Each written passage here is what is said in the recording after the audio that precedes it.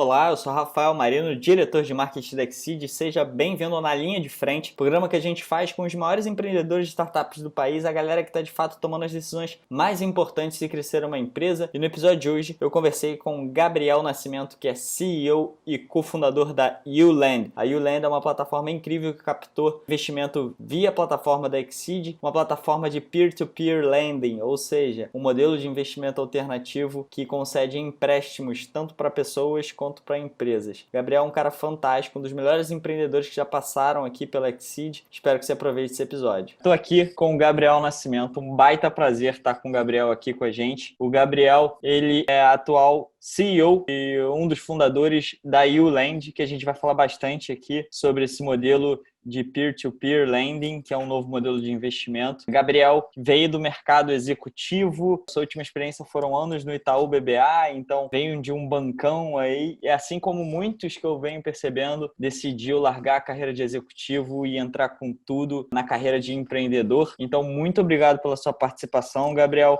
Só falando um pouquinho sobre a YouLand, do que ela se trata, é uma startup focada em peer-to-peer lending, um novo modelo de investimento, uma alternativa aí, né, um modelo de investimento alternativo para os investimentos convencionais, que é basicamente elimina a intermediação bancária, né, Gabriel? É um modelo de empréstimos, né, que peer-to-peer significa aí entre dois pares, digamos assim, e elimina a questão do banco. Ele liga diretamente os tomadores com os investidores e possibilita que as empresas possam captar recursos aí, tomem crédito diretamente de pessoas físicas, né, sem a intermediação do banco. Então, baita prazer ter você com a gente aqui, Gabriel. Conta um pouquinho aí sobre a sua história e por que você decidiu criar a YouLand, Gabriel. Ô, Rafael, obrigado. Primeiramente, agradeço o convite, agradeço aí o reconhecimento, a confiança e o canal que a Exceed disponibiliza aí pra gente, tanto na parte aí do conhecimento, do podcast, do canal, quanto na parte do negócio mesmo, né? Acesso a recursos, acesso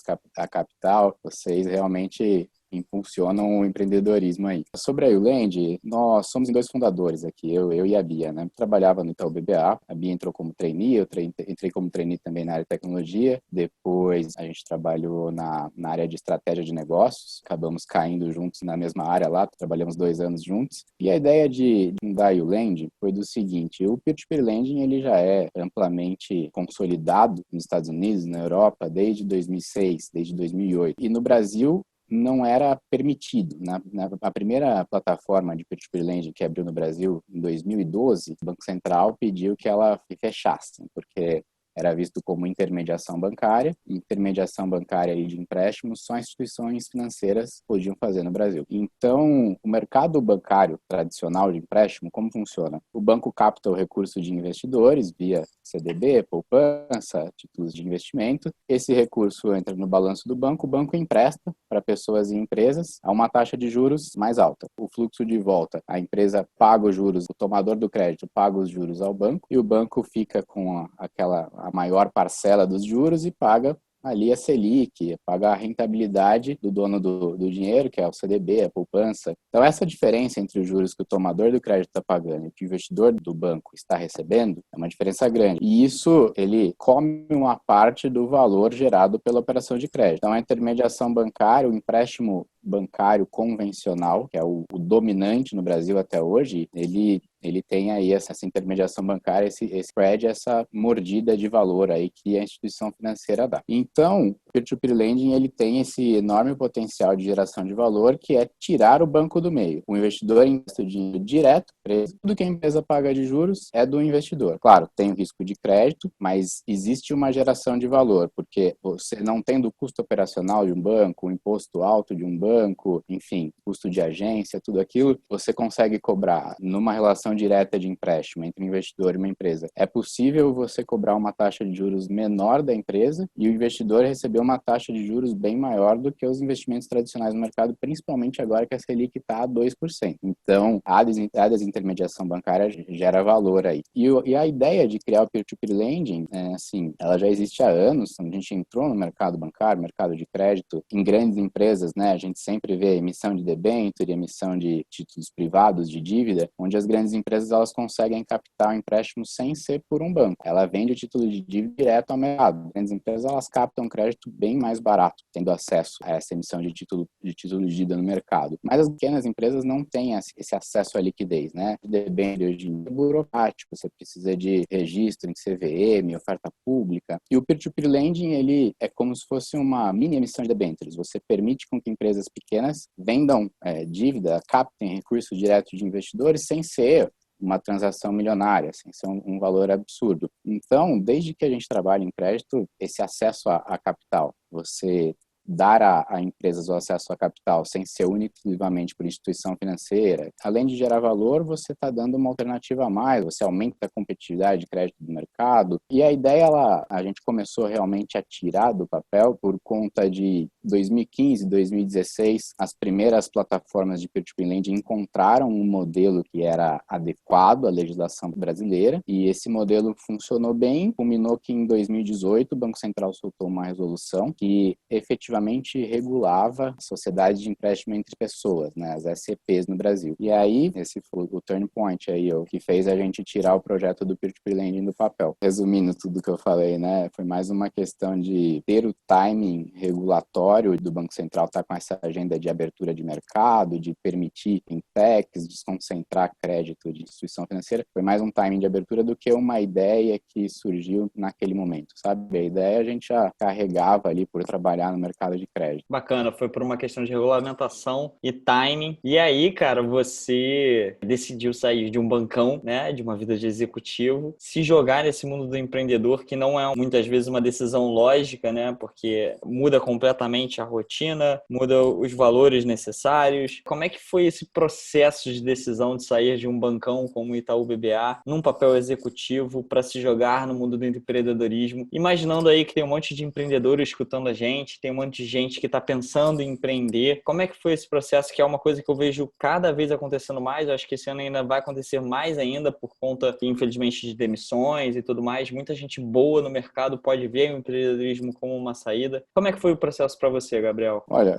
só fazendo um breve parênteses, Rafael, a gente estava menos numa posição de executivo, né? Eu e a Bia, a gente estava mais nas áreas de análise do banco. A gente era analista, a gente ainda não tinha chegado às tão almejadas posições de executivo. Isso é uma coisa que facilita, né? Então, o custo de oportunidade ali pra gente, a Bia tinha 24 anos na época, eu tinha 27. Basicamente, juntou vários fatores, né? A cabeça realmente fica nesse momento que você começa a pensar isso daí, materializar a possibilidade. Sempre tem aqueles momentos do pensamento mais conservador, que tô aqui numa instituição super sólida, onde tem reconhecimento, enorme potencial de aprendizado, enfim. E aí você tem outro pensamento também, que é o de empreender, que você vai tomar mais risco, mas também o seu retorno, né, ele pode ser bem mais rápido, você consegue atingir coisas que numa instituição tradicional, esses atingimentos eles acabam demorando mais, eles acabam dependendo de diversos outros fatores externos. Hoje em dia ainda os executivos viram sócios das grandes instituições financeiras e tal, mas é totalmente diferente, né? Como o próprio nome do programa diz aqui, do canal diz, a gente está na linha de frente quando a gente toma essa decisão. Então, fatores que passaram pela nossa cabeça o empreendedorismo, ele vai ter o risco ali, mas é o potencial de retorno, então vai um pouco do perfil, né? Tem gente que se sente bem mais confortável ali, estando numa instituição sólida, tendo pessoas para assessorar, para tirar dúvida, tendo ali uma pessoa mais experiente, mais sênior acima para auxiliar, né? Tem perfis de pessoas que são mais propensas a correr o risco, né? Mais agressivos, né? Menos conservadores. E na nossa cabeça passava tudo isso e passava também um fator que colaborou, é que se der tudo errado, você adquirir um enorme conhecimento ali num curto espaço de tempo que vai ser valioso para o resto da vida e que essa curva de aprendizado ela vai ser muito mais inclinada quando você está empreendendo. Reflexões que a gente tinha na época, né? Pior dos casos, se der tudo errado, continuei me qualificando, corro atrás do mercado, vou dar valor a alguma empresa que esteja precisando aí de um perfil igual ao nosso, experiências semelhantes a que a gente já teve, a que a gente construiu, tem que estar constantemente evoluindo, aprendendo, saindo da zona de conforto, noites preocupado, sem dormir, é uma montanha-russa, né? Um dia tá ali batendo meta, enfim, fechando novos negócios, notícias boas. No outro dia ali, você tem alguma notícia do governo, você tem algum investidor que pode ter declinado um deal e tal, e aí você fica aqueles momentos super tensos, preocupados, tem uma responsabilidade maior, né? Mas crise é oportunidade demais. Então, é só tomar decisão, ter muito comprometimento, ter muito foco, tem muita oportunidade na mesa para buscar super apoio, empreendedorismo tanto para o empreendedor quanto para a sociedade, para a evolução do mercado, tecnologia, eficiência, é assim, primordial, tem muita oportunidade. Bacana. E aí você viu lá atrás a oportunidade do peer-to-peer, viu nos mercados lá fora, isso se desenvolvendo e a partir da regulação deixaram Itaú BBA e entraram de cabeça criando aí o Lending, que funciona nesse modelo de peer-to-peer, que é basicamente desintermediando, né, como a gente falou. Eu queria entrar um pouco na questão de como investidor, né, usando aí o Lending, usando o peer-to-peer. Eu imagino que uma das principais dúvidas em relação a esse modelo seja com relação ao risco da inadimplência, né? Ou seja, eu vou lá botar a minha grana na YouLending para uma empresa que está captando, que está levantando capital, e se essa empresa quebrar, se essa empresa falir, enfim, isso pode obviamente afetar o meu retorno financeiro. Como é que funciona a questão da inadimplência na YouLending? Quais são as armas que a YouLending tem para proteger os investidores que estão pensando em utilizar esse novo modelo de investimento? Perfeito. Aí a gente entra na parte que é mais minha praia, mais minha área aí, né? Na parte técnica. Investimento de risco, desde que você tenha um retorno ajustado a esse risco, ele não é ruim. Então você tem que estar sendo bem remunerado pelo risco que você está correndo, né? Então, ações você está investindo em uma empresa também, né? Não tem a chance de perda de capital ali? Tem, mas também você investindo diversificado, investindo com uma tese, com uma teoria, uma pré-análise ali, você tem um potencial de retorno que justifica esse risco. Ele, né, se você pegar o longo prazo ali, ou pegar uma análise aí do passado, né, dos últimos 10 anos, as rentabilidades no longo prazo sempre são positivas. No crédito, é um paralelo. Você está fazendo investimento de risco, existe o risco de inadimplência, sim, porém a taxa de juros ela é maior, né, nas carteiras de crédito, onde a análise de crédito é bem feita, ela é diversificada, não pode ter igual ação, também não pode ser. Quando o investidor vai investir em crédito, ele tem que pensar na diversificação. Esse é o principal fator de diluição de risco, é a diversificação. Porque por mais que a análise de crédito exista, por mais que o investidor estude sobre aquela empresa, veja o relatório sobre aquele setor e tal, nenhuma empresa é inquebrável, nenhuma empresa é 100% sólida, nem governos são 100% sólidos, né? O risco sempre vai existir. O principal fator de mitigação desse risco é investir em crédito, em emprestar dinheiro para empresas, sempre pensando em formar uma carteira. Porque tem sempre aquele setor que vai ser mais prejudicado numa crise, por uma alta do dólar, aquele setor que vai estar sofrendo naquele ano por conta de uma pandemia, por conta de diversos fatores. Mas quando o investidor forma a carteira dele de crédito diversificada, emprestando uma parte do capital para cada empresa, pouco no rating bom, pouco no rating ruim, rating é a nota de crédito da empresa, né? Então, essa carteira ela fica com risco diluído, mitigado. Mas só para estruturar um pouco mais a sua pergunta aí, né? Quais são os fatores de mitigação de risco, então, que a gente tem, né? Primeiramente, todas as empresas que solicitam crédito na YouLend, que a gente vai abrir a captação para os investidores fazerem os aportes, elas passam por uma análise de crédito. Então, nessa análise, a gente olha diversas variáveis. A gente olha a situação econômico-financeira dessa empresa no geral, restritivos em birôs de crédito, processos judiciais que ela tem, as condições econômico-financeiras dos sócios daquela empresa, as condições de liquidez dela, caixa, se ela tem crédito aprovado no mercado, o endividamento dela, se está alto ou está baixo, o setor dela, faturamento, se está ascendente, se está decrescente. Então, a gente faz uma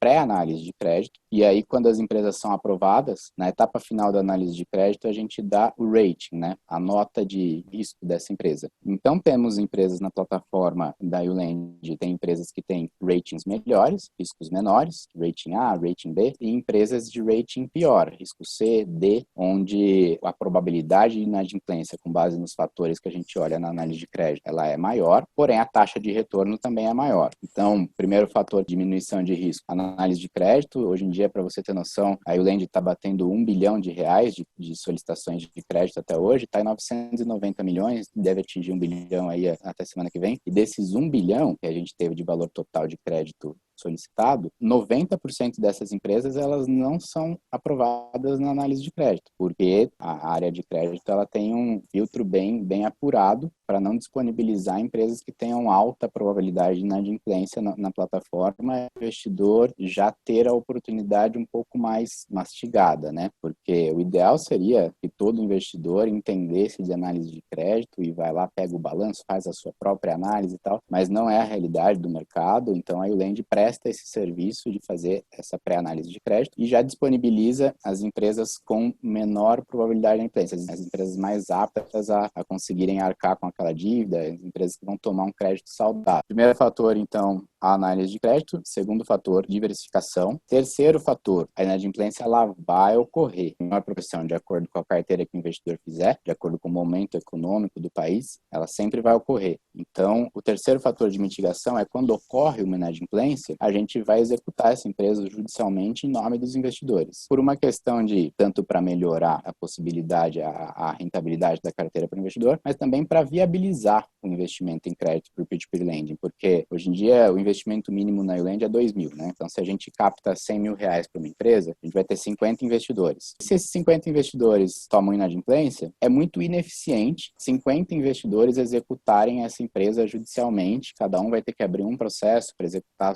a cédula de crédito bancário. Então, a Eulendi faz esse trabalho também da cobrança, né? Cobrança extrajudicial e judicial quando o tomador de crédito realmente entra em inadimplência. E aí a gente faz todos os instrumentos jurídicos que as carteiras de crédito, as instituições financeiras tradicionais utilizam, a gente utiliza aqui. Então a gente entra com a execução da empresa, dos avalistas, bloqueio de contas, bloqueio de bens, execução de garantia. Isso demora um pouco, né, como depende do judiciário, mas enfim, a recuperação de crédito, o processo da Eulendi aborda tudo, né, desde receber a solicitação de crédito, fazer análise, investidor investe, depois cobrar. Caso tenha inadimplência, vai para o judicial, a gente toma todas as medidas necessárias para recuperar o crédito. Então você tem toda uma questão de tecnologia e Big Data para poder fazer essas análises de créditos primárias, pelo menos. Os nossos sistemas eles são conectados com muitas bases de mercados para consultar os processos que ela tem, se ela deve a alguma outra instituição, se ela, enfim,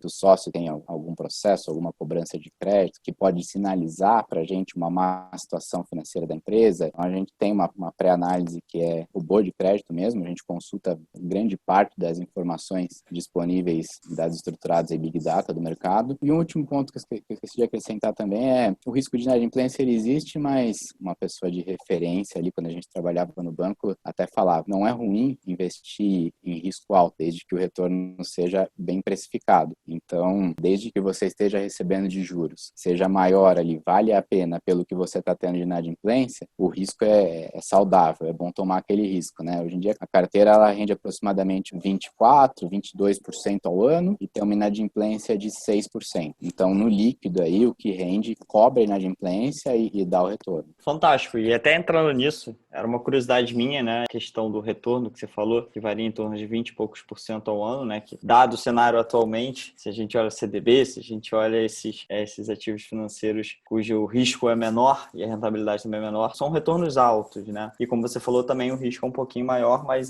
no final das contas vale a pena por conta do retorno. Como é que você vê em relação a isso, esse cenário do P2P no Brasil, dado essa situação que a gente está vivendo de juros baixos, alta do dólar, tem uma visão, né, otimista do cenário econômico brasileiro que vai trazer mais estabilidade para os próximos anos por conta de uma série de indicadores, principalmente dos juros baixos. Como é que você vê o mercado de peer-to-peer dentro dessa situação econômica que está vindo para os próximos anos? O que você espera desse modelo de investimento? A crise, ela trouxe alguns impactos, mas também muitas oportunidades. Então, o peer-to-peer, a inadimplência em geral de todas as carteiras de crédito do mercado, elas subiram porque modelos de crédito pré-crise não previam uma pandemia. É impossível você prever se vai ter um lockdown, se não vai ter, qual setor que vai ser mais impactado, qual não vai ser. Então, teve esse lado de impactos que aumentaram um pouco, diminuíram um pouco a rentabilidade das carteiras, mas também tem muita coisa positiva que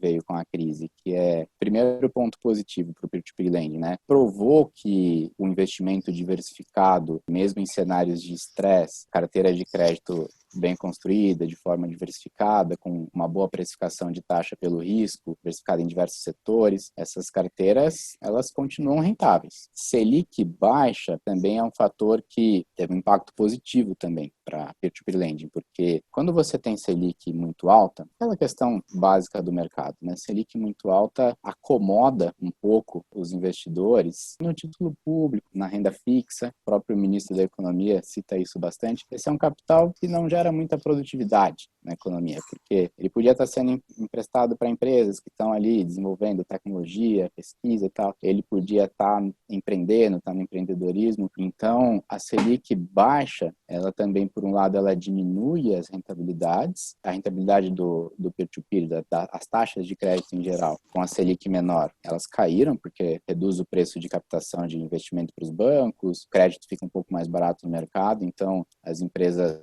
elas vão uma taxa de juros menor por conta do acesso a crédito mais barato no mercado, mas por outro lado, a Selic baixa trouxe bastante recurso para os investimentos alternativos, para o peer-to-peer lending principalmente, porque quando a Selic é muito alta, você tem ali um retorno confortável no patamar sem risco, naquele título público, naquele investimento. Os investidores são meio que incentivados a buscarem alternativas mais rentáveis. E nós, peer-to-peer lending, até vocês da Exceed aí, a gente está enquadrado numa categoria que a gente chama de alternative investments. E o de redução de juros, ele acaba tendo uma migração de capital aí para alternative investments, para renda variável, para investimentos de mais risco, só que investimentos que também movimentam mais setores produtivos, né? Então, tem a perspectiva para o longo prazo, dólar alto, por um lado, gerou um pouco mais de inadimplência em empresas importadoras, empresas ali que têm custos atrelados a dólar e tal, inflação. Porém, a gente acaba tendo mais recurso estrangeiro, o investimento no Brasil, ele acaba ficando mais barato, né, para o capital estrangeiro quando o dólar tá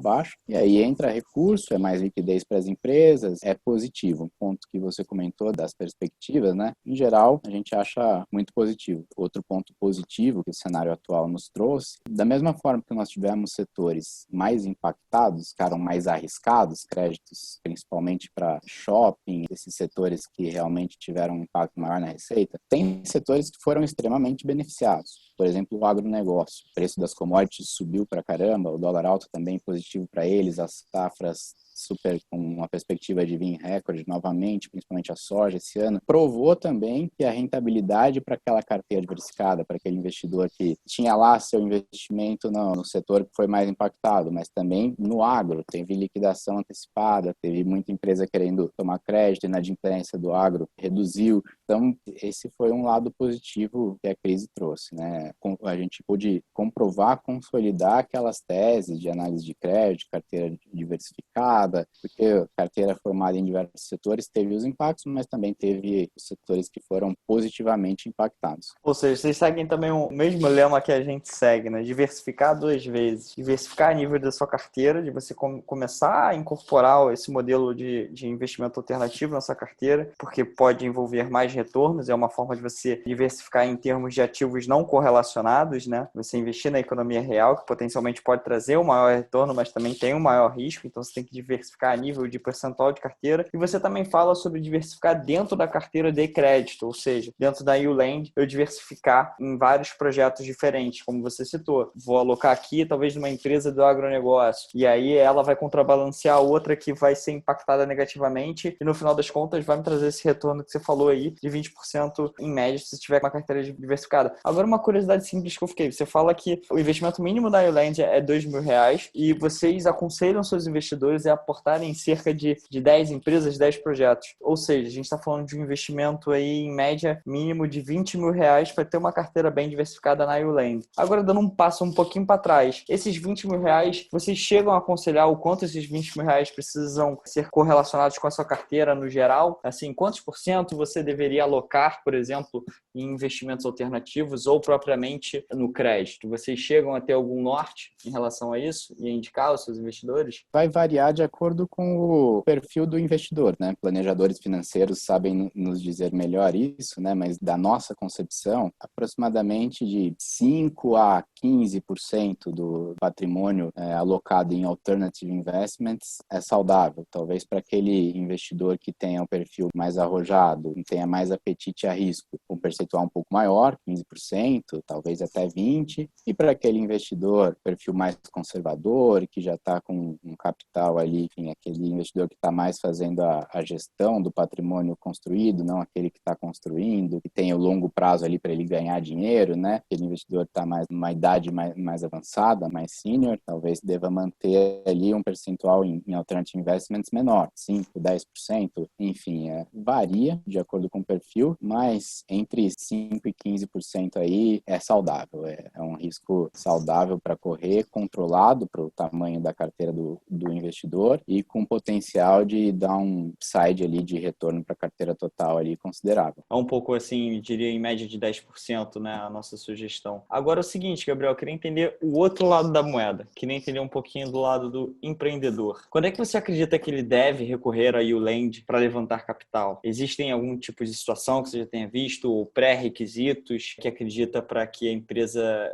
veja mais fit nesse modelo do que procurar um banco? Eu gravei um podcast com a Fernanda Ribeiro, que é uma das fundadoras do Conta Black, que é o primeiro banco digital focado em pessoas com classe social mais baixa e que nasceu justamente desse ponto, dessas pessoas, dessas empresas terem bastante dificuldade de conseguirem crédito. Do lado deles, um ponto de vista mais social, mas o empreendedor que está agora precisando levantar grana, ele está pensando se ele levanta de uma forma de equity, ele está pensando se ele levanta uma forma de P2P, ele está pensando se ele vai num banco, ele está pensando se ele vai acessar uma linha de crédito. Quem é o empreendedor que deveria usar esse tipo de modelo de investimento e procurar a YouLend? Todos os empreendedores que precisam de crédito, todos os empreendedores que não investem no negócio 100% com capital próprio, deveriam procurar o peer-to-peer lending. E você perguntou de quando, né? Se ele tem crédito tomado, se ele tem utilização para crédito, e eu vou explicar por quê, o mais rápido possível. O peer-to-peer lending, ele traz uma alternativa nova de liquidez para as empresas. Há 10 anos atrás, há 5 anos atrás, onde as empresas conseguiam crédito no mercado? Instituições financeiras tradicionais, alguns fundos de investimento, empresas grandes, debênture, ali, emissão de dívida privada, empresas pequenas, principalmente no interior, assim, tem o agiota ali, né, que também provia liquidez para negócios, né, e hoje em dia continua tendo todas essas alternativas e mais o peer-to-peer lending. Só que para empresas pequenas e médias, para empresas mais novas ou empresas que necessitam de um valor de crédito mais considerável, essas alternativas tradicionais, primeiro, demora para a empresa conseguir crédito numa instituição financeira tradicional, ela tem que demonstrar um histórico, ela tem que ter ali conta aberta, mostrar que tem movimentação financeira, um tempo mínimo de operação e, além disso, cada instituição tem um limite de crédito. Eu falo de que as empresas deveriam recorrer ao peer-to-peer lending ontem, porque o limite de crédito, nenhuma instituição financeira hoje em dia aprova a quantidade de crédito total que a empresa tem capacidade de pagar, que cabe no balanço dela. Por quê? A estratégia de mitigação de risco deles. Eles também querem diversificar, eles não vão, uma empresa ali, sei lá, que fature 1 milhão por ano, feita uma análise financeira ali, entende-se que um endividamento de até 200, 300 mil reais é saudável para aquela empresa. E aí a empresa tem necessidade, tem cliente, tem demanda para tomar esse crédito, comprar estoque e vender, ou então para contratar mais gente, aumentar a receita, por exemplo, um restaurante, se ele tem demanda, tem fila, ele consegue atender, sei lá, 50 mesas, se ele dobra para 100 e tem demanda, o crédito que ele pega vai gerar valor. A gestão financeira, o crédito bem tomado, ele tem potencial. E as empresas devem procurar o peer-to-peer lending ontem, porque dado que as alternativas de capital tradicionais do mercado, além delas demorarem, elas têm um limite que nunca vai ser toda a capacidade de crédito que a empresa pode tomar, que a empresa pode precisar, o peer-to-peer lending dá dá essa liquidez extra para eles. Quando um empresário, quando uma empresa toma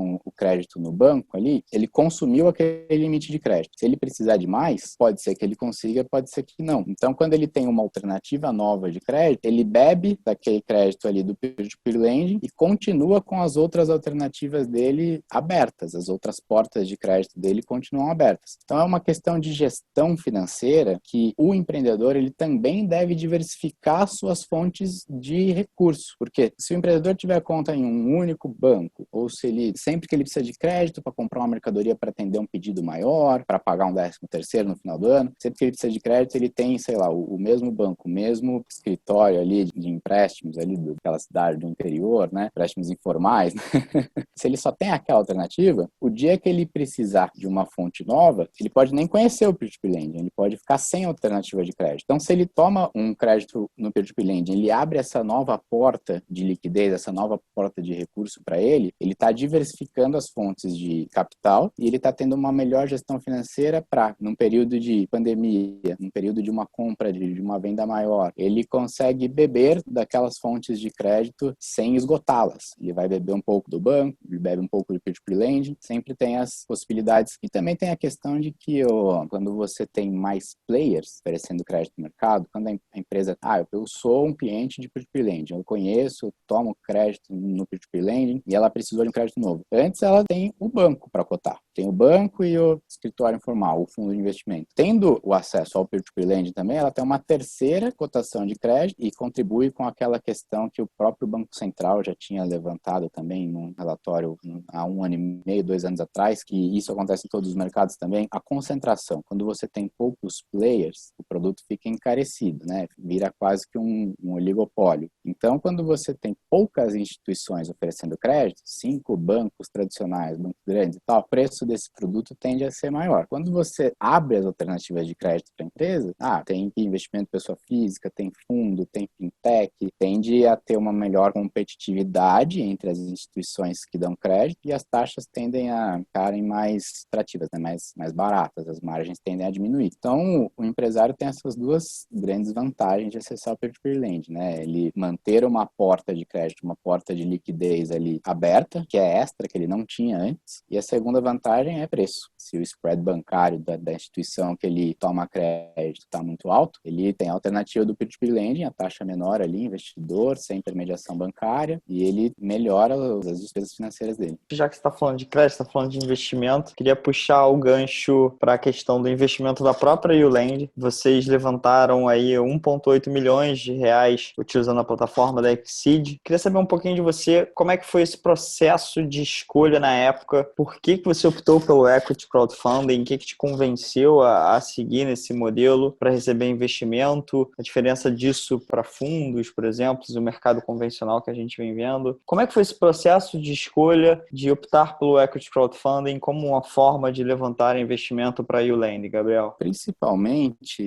o que nos brilhou, assim, o primeiro atrativo inicial para a gente buscar conhecer um pouco mais do Equity Crowdfunding, da Exceed, pela simplicidade. Ponto principal é agilidade, simplicidade e desburocratização, né? Então, quando a gente viu essa alternativa de Equity Crowdfunding, a gente falou, legal, né? Ao invés do empreendedor sair negociando com, sei lá, 20 investidores anjo, mais 20 fundos de investimento, e aí ele vai ter que fazer 20 conversas com cada um dos investidores que ele está buscando capital recurso. Cada um desses investidores vai pedir um dado diferente, uma apresentação diferente, vai ter uma visão diferente e vai também ter uma negociação diferente. Então, quando consegue se transpor todas essas barreiras de conhecer, contatar, marcar reunião, fazer relatório, levanta o número, depois você tem que fazer isso com todos que você está negociando, porque você não sabe qual que vai ter ali o match com você, o fit com você. Às vezes o negócio é super bom, mas os investidores que você acessou, eles não têm afinidade com aquele setor. Não é o perfil de investimento que ele está buscando. Às vezes o cara veio do varejo, do e-commerce, ele investe em coisas de varejo, de e-commerce, não entende nada de jurídico, de mercado financeiro, então é um lugar que ele acha que dá retorno, mas ele não se sente confortável. Então tem que ter o fit. né, do empreendedor que está captando recurso com o investidor que vai investir na empresa, na startup. Então, a gente enxergou no Equity Crowdfunding uma grande desburocratização e simplicidade e agilidade nesse processo. O último ponto que eu esqueci, né? Transpostas todas essas barreiras de conhecer, contatar os investidores, fazer reunião, levantar relatório, negociar, ainda depois tem a última barreira a ser transposta, que é os termos daquela negociação. Cada investidor vai ter os termos que ele prefere, ele vai querer gerar os direitos dele, ele vai querer atrelar as obrigações do empreendedor, da empresa, de acordo com o que ele enxergou ser mais seguro, que faça mais sentido ali para ele. Então, por último, vai ter ainda essa negociação de contrato, esse vai e vem, esse cláusula extra, tira cláusula, coloca cláusula, faz parte do jogo total. Se não tiver esse mínimo de segurança, se o investidor não tiver confortável com o risco do negócio, a participação que ele está recebendo, tem que estar todo mundo confortável para o deal acontecer e para o deal ser saudável. Então, isso faz parte do jogo. Vai existir, sempre vai existir, nada contra, não tem nada de errado nisso. Agora, se existe uma forma com a tecnologia, que o Equity Crowdfunding aliado à tecnologia conseguem simplificar isso daí, e por que eu digo simplificar? Porque ao invés de você fazer 20 conversas, levantar 20 relatórios, na plataforma da Exceed, você faz conversas centralizadas com a Exceed. A Exceed faz uma análise centralizada da empresa que está precisando captar recursos, né? O Equity Crowdfunding, no geral, faz uma única análise, um único relatório, e aí disponibiliza uma base enorme de investidor que vai fazer o match do investidor que se identificou com aquele negócio, com aquele investidor que acha que aquele negócio tem potencial, que se sente confortável com aquilo e que se sente confortável com as cláusulas do contrato da Exceed. Então, esse match, a base da Exceed hoje em dia, acho que está muito maior, não sei qual é o número, na época que a gente investiu, acho que já era mais de 1.200, 1.500 investidores. Então, o Equity Crowdfunding possibilita esse acesso a uma quantidade de investidores que no offline, gastando sola de sapato, que a gente chama, né, é impossível. O empreendedor, ele está deixando de focar no negócio dele, porque ele vai sair do dia a dia ali do negócio para ficar fazendo reunião com 100 investidores, 200 investidores. Então, a geração de valor do Equity Crowdfunding está principalmente, na nossa visão, né, claro que tem muitas outras, está principalmente na simplicidade do processo, usar a tecnologia, na desburocratização e impossibilitar essa liquidez, esse acesso a um match com uma base bem maior de investidores do que é possível um empreendedor percorrer no offline, gastando sola de sapato, né? É uma questão cultural, né? Eu acho que, assim como o peer-to-peer também, é uma questão cultural de educação das pessoas. Cara, a gente, 90% da população ainda aplicando em poupança e uma série de fintechs gastando milhões e milhões e milhões de publicidade, tentando educar e conscientizar sobre novos modelos, né, de investimento, tanto a Exceed quanto a YouLend e os investimentos alternativos. Ainda é uma questão cultural das pessoas começarem a entender esse modelo de investimento. E os empreendedores também têm a questão cultural de vir de algumas décadas aí vendo histórias de sucesso lá de fora, né? O brasileiro, ele reflete muito essa questão cultural, por exemplo, dos Estados Unidos, os fundos, aquela jornada empreendedora de filme que o empreendedor vai, consegue o fundo e a partir do fundo consegue escalar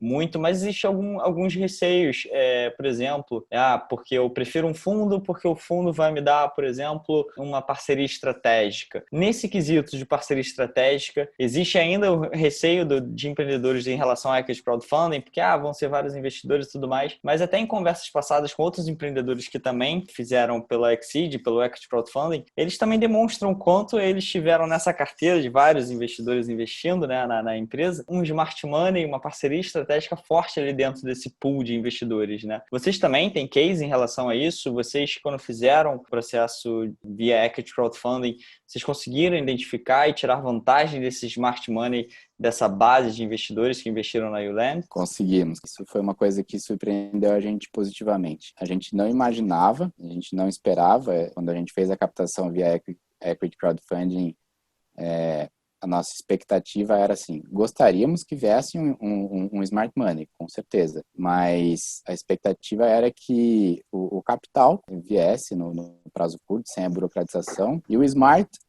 se não viesse, a gente correria atrás depois. E veio, acho que 30%, 40% do valor que a gente captou veio de um grupo de investidores, de empreendedores que já tinham fundado outras instituições no mercado e cases de sucesso, já tinham vendido essas instituições, estavam na próxima, escalando a próxima e estavam buscando negócios, enfim, com potencial, negócios para eles continuarem nessa jornada, né?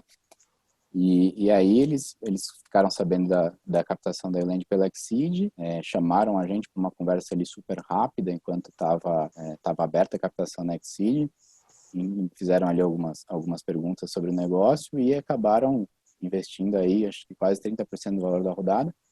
E hoje em dia eles participam, eles estão no nosso conselho. Então nós temos reuniões quinzenais para discutir orçamento, estratégia, novos produtos, um conselho que é formado pelo nosso mentor, pela nossa investidora Anjo, que foi o primeiro recurso da Euland, e por esses investidores que são do mercado, têm muito conhecimento, têm muito network, acreditam na gente, disponibilizam tempo e veio por meio da captação da Exceed. Nós não conhecíamos eles antes da Exceed. E o último comentário que eu queria fazer também aqui, que eu acho relevante, comentou, tem essa questão de o mercado, principalmente alguns empreendedores e tal, eles terem essa percepção de que um fundo ele tem essa geração de valor mais certa, mais potencial do que o equity crowdfunding por conta do smart, da parceria estratégica, a capilaridade que o fundo tem no mercado, a quantidade de dinheiro, a quantidade de outras investidas e tal. Eu acho que, assim, também não é um pensamento sem sentido. Eu acho que tem muitos fundos realmente que geram um valor para a empresa superior ao que os empreendedores só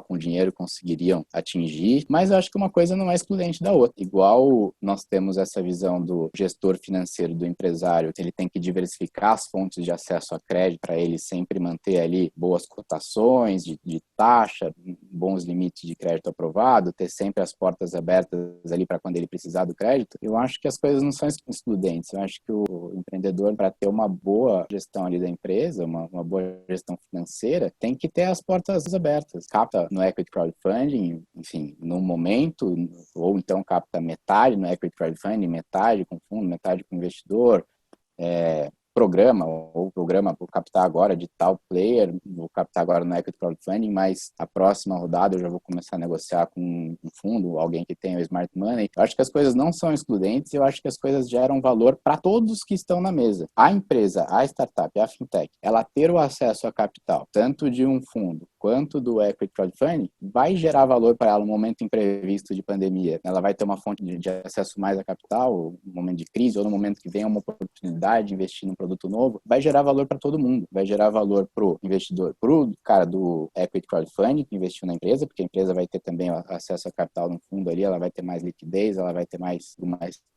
chance de ter sucesso aí no que ela vai investir, ou então em sair da situação econômico-financeira dificultosa que ela está.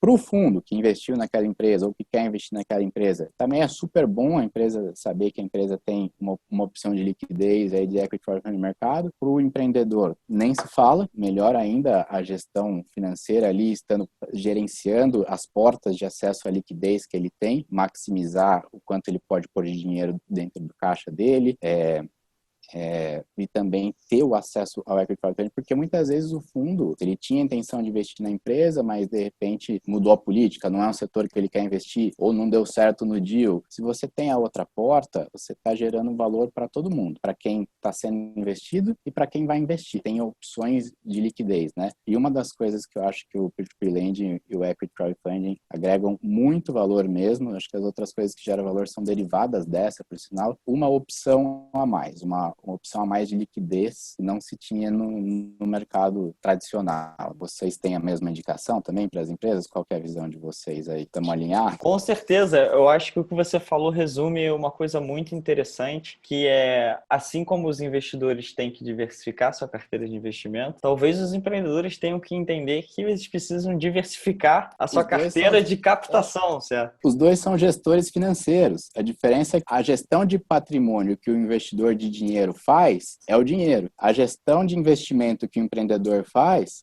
é a empresa. é o business. Então, os dois são gestores, né? A diversificação, ela é importante, concordo plenamente, os dois têm que pensar da mesma forma. São gestores de patrimônio, só muda a forma do patrimônio. Um é papel, o outro é ativo, é a empresa, né?